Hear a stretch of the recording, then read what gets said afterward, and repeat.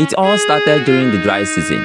The river that passed through the village of Umokiri has started acting strange. Fishermen started complaining of hearing voices in the water at night. Women said their calabashes refused to float. One night, Mama Ejima shouted from the riverbank, "Who is there?" Adeze first saw him near the market square. He stood tall, dark-skinned, his body strong like someone who walked in water. But what shocked her most was how clean he looked.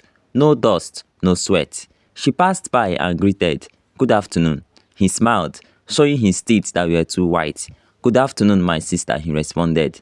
"Are you new here?" she asked. "Yes, I came to start a new life, and my name is Obinna." "Where are you from?" she asked. He looked into her eyes and smiled again. "From across the great waters." She laughed. Which water? River Niger?"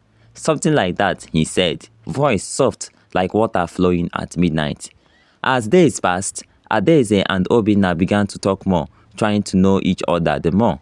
One evening, they sat under the mango tree, discussing. Then Adeze asked him, "Don't you have family?" "I lost my parents during a river accident," he said. "I am all alone." "What about brothers or uncles?" she added. He paused. "They scattered after the war. I don't talk about them, and I don't talk to them." Being so touched, she felt sorry for him. "You must have suffered." "I did," he replied, looking into the sky. "But meeting you, I'm feeling alive again." She didn't know he meant it in a different way. One evening, Adeze's uncle, Papa Mbakwe, saw Obinna by the river. The old man, with fear, limped home that night, sweating and whispering, because what he saw surprised him. "Adeze," he called. "That boy, Obinna, I saw him at the river this evening, but I didn't see his reflection in the water." Adeze and the other family members laughed at him and called it old man's imagination. But he swore, "I am sure of what I saw. I strongly believe that the young man is not a human being."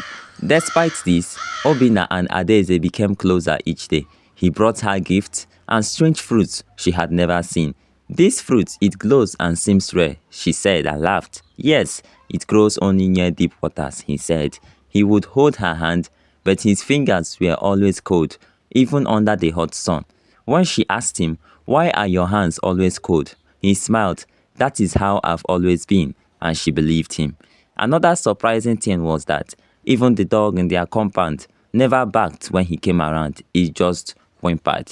It was the beginning of the rainy season, and the nights grew colder. Obinna would go out every night, even when it rained heavily. Adeze began to notice the late movements and change in him.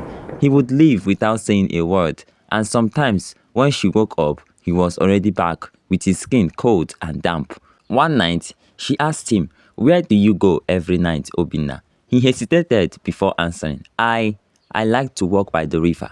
It calms my mind, and I have a lot of memories attached to the river." The way he said it, the way his eyes seemed to glow in the moonlight, amazed Adeze, and it made her uneasy.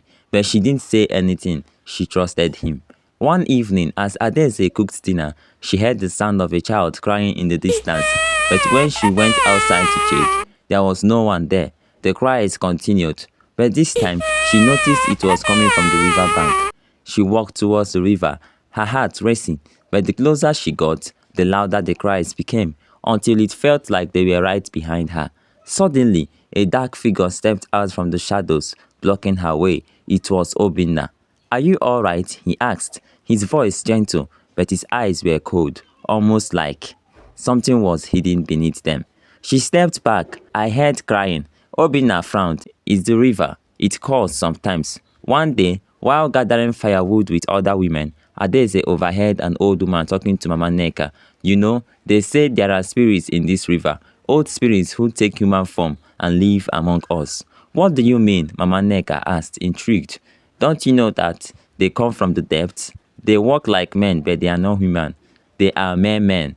Adese's ears perked up. She knew the village legends, the Manuku, the river gods who could shapeshift, live on land for years and return to the water to feed, but she had never believed it. But now, that night, the moon was full and Adeze couldn't sleep.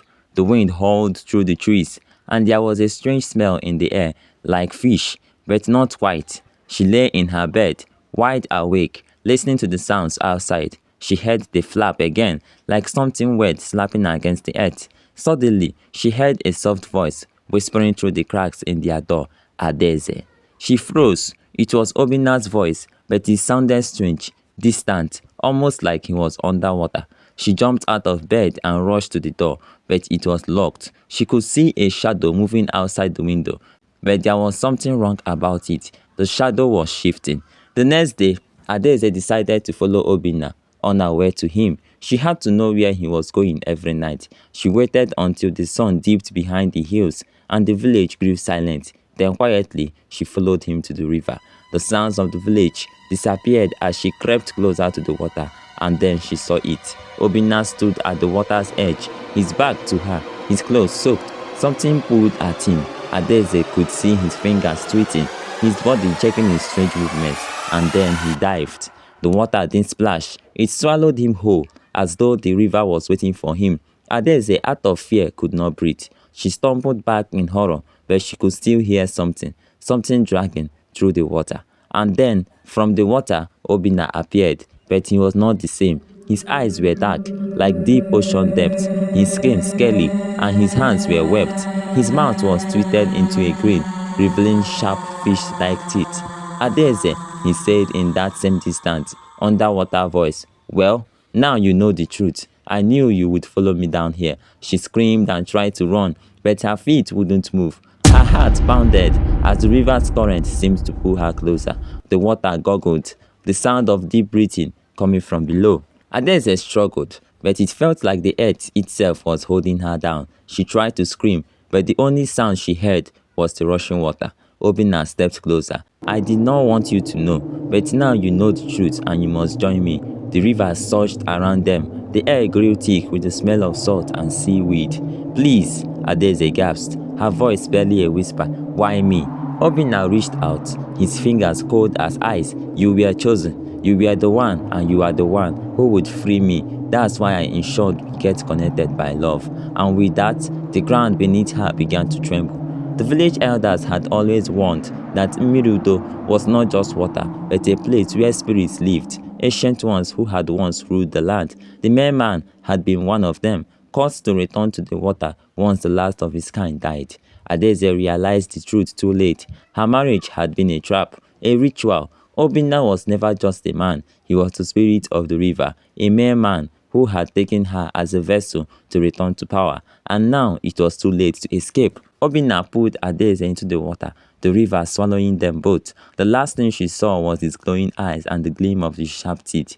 The water roared, and a deep, ancient voice echoed in the depths. She is one of us now. The river claims what it desires. Months later, the villagers whispered about the strange things happening by the river. They said Adeze had disappeared. Others said they saw her walking with Obinna, while others said her skin is now shimmering under the moonlight. Her hair tangled with seaweed. The river had claimed her, and Obinna found his bride. Thank you for watching my video. Please do not forget to subscribe to my channel in order to get notified when we upload our exciting African Tales videos. Thank you.